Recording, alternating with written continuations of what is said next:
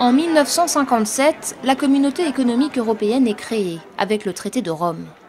Le texte prévoit déjà la libre circulation des personnes, mais il faudra attendre plus de 20 ans pour qu'elle devienne effective. 1984, des grèves de transporteurs paralysent le trafic entre la France et l'Italie. Cet après-midi, l'autoroute du Soleil était fermée à partir de Fontainebleau à cause d'un énorme bouchon situé à Beaune. La raison du mouvement est d'une part l'attente en douane qui est inadmissible. Des contrôles frontaliers jugés excessifs alors que le trafic entre la France et l'Italie s'est considérablement accru.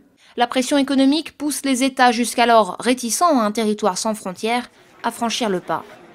Le 14 juin 1985, les représentants de 5 des pays de la CEE se rencontrent dans le village frontalier de Schengen. Et c'est sur un bateau que des représentants de Belgique, du Luxembourg et de Hollande se sont réunis avec leurs homologues allemands et français.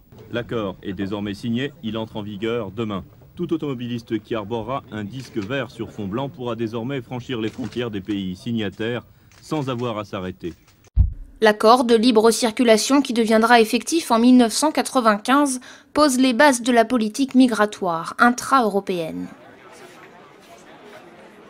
L'espace Schengen, petit comité de 5 pays, s'élargit progressivement pour compter aujourd'hui 26 États membres, soit plus de 400 millions d'Européens qui peuvent se déplacer avec une simple carte d'identité sur plus de 4 millions de kilomètres carrés, dans 22 des 28 États membres de l'Union européenne, et dans 4 pays membres de l'Association européenne de libre-échange, l'Islande, la Norvège, la Suisse et le Liechtenstein.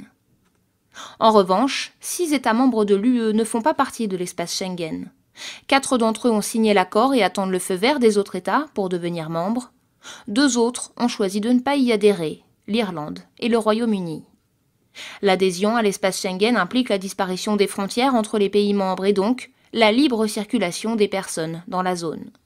Les contrôles des frontières extérieures sont eux renforcés sur 44 000 km de frontières maritimes et 9 000 km de frontières terrestres externes à la charge des pays qui se trouvent en bordure de l'espace Schengen. Depuis 2004, l'agence Frontex soutient ces États dans la gestion des frontières extérieures et organise des opérations conjointes de surveillance pour contrer les flux migratoires illégaux. En 2014, plus de 280 000 tentatives d'entrée illégale ont été détectées, un nombre record nourri par l'exode massif de réfugiés syriens. Le renforcement des frontières peut aller très loin. Certains États membres de l'espace Schengen ont même érigé des murs. L'Espagne, dans ses enclaves nord-africaines, la Grèce, qui a commencé en 2012 la construction d'un mur de barbelés à la frontière avec la Turquie, ou encore la Bulgarie. À l'intérieur de la zone, le principe même de l'espace Schengen de suppression des frontières a été remis en cause à plusieurs reprises.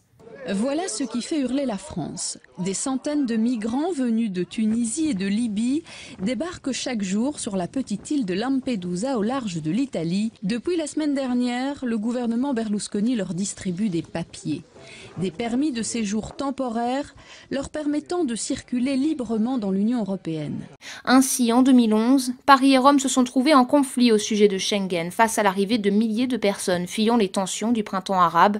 Nicolas Sarkozy menace alors de demander la suspension des accords de libre circulation. Le rétablissement des contrôles aux frontières est prévu par les dispositions de Schengen, mais de manière temporaire et dans des circonstances exceptionnelles, comme en Allemagne lors de la Coupe du monde de football en 2006 pour éviter l'afflux de hooligans.